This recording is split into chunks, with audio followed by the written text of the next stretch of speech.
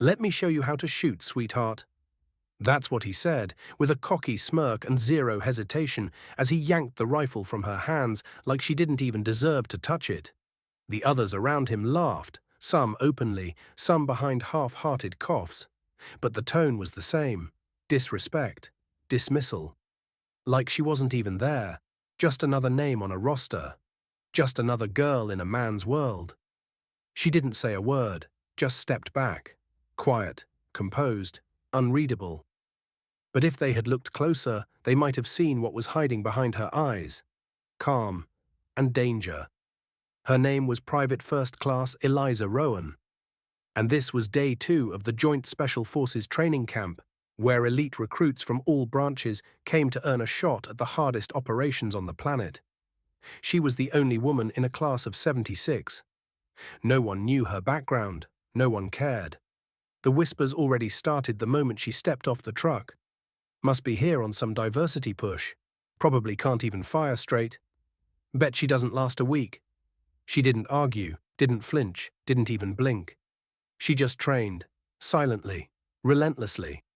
She moved with purpose, listened more than she spoke, and never once complained. But that silence, they took it as weakness. That's when the jokes began. During drills, they bumped her elbow. At the range, they accidentally reset her sights. They handed her the oldest, rustiest rifle in the crate. It didn't matter to her, she still hit her targets, but it wasn't enough to shut them up. Not yet. Then, Colonel Briggs arrived. Now, if you've never heard of Briggs, ask around.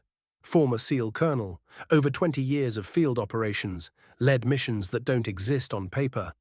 Stone face, iron standards, and a sixth sense for fake soldiers.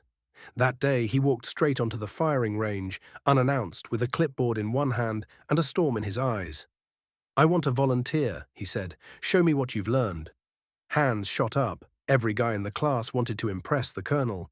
But he pointed right at her. "You, quiet one, let's see what you've got." The laughter returned. One of them muttered, "Oh, this'll be rich." She didn't react. She just walked forward, picked up the same beat-up rifle, and laid down prone. "3 shots," the colonel said. "Targets at 900 meters.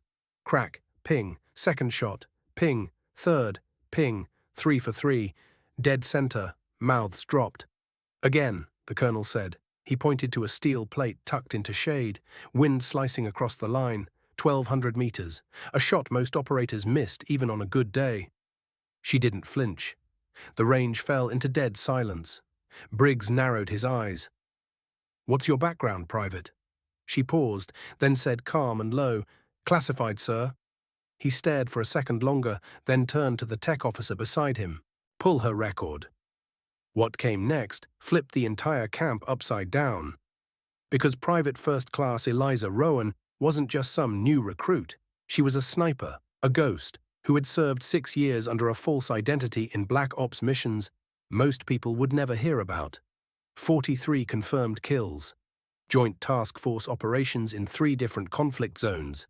She once held a position alone for 48 hours without food, water, or radio, just to take one shot that changed the outcome of a war. Everyone froze. The guys who had mocked her now stood in stunned silence. The instructor who corrected her stance now looked like he wanted to disappear. The colonel? He walked up to her, looked her dead in the eyes, and said the only words that mattered. "She should be teaching you." From that moment forward, no one laughed. But Eliza didn't gloat, didn't boast. When others came to her for tips, she helped. Quietly, patiently, like none of it ever happened. Like respect was never owed to her, only earned. And then came the final exercise, night ops. Teams were split, dropped into unfamiliar territory. Objective: infiltrate, identify, neutralize, and extract. 0 support, 0 visibility. Most teams stumbled. Hers moved like smoke. She led them using nothing but starlight, intuition, and experience no textbook could ever offer. They hit every mark, left no trace, and extracted clean. After sunrise, Colonel Briggs gathered the unit. "I've trained thousands," he said, "but every now and then, one shows up who doesn't need to be taught, only respected. Rowan is that soldier." And then he turned to the rest. Learn something from her, like how to shut your mouth and do the damn work. Applause followed, not polite clapping, the kind that builds slowly, because everyone in the room knows they were wrong. Eliza packed her gear and left quietly. No parade, no medal, just another mission waiting for her, somewhere far away, where silence is survival and legends don't wear rank. They earn it. Respect the quiet ones, because sometimes the most dangerous person in the room is the one you didn't see coming. Before we end this story, let us know in the comment where are you watching from. If this story moved you, don't forget to like this video, leave a comment and subscribe for more powerful stories like this one. You never know, the next one might just change your life.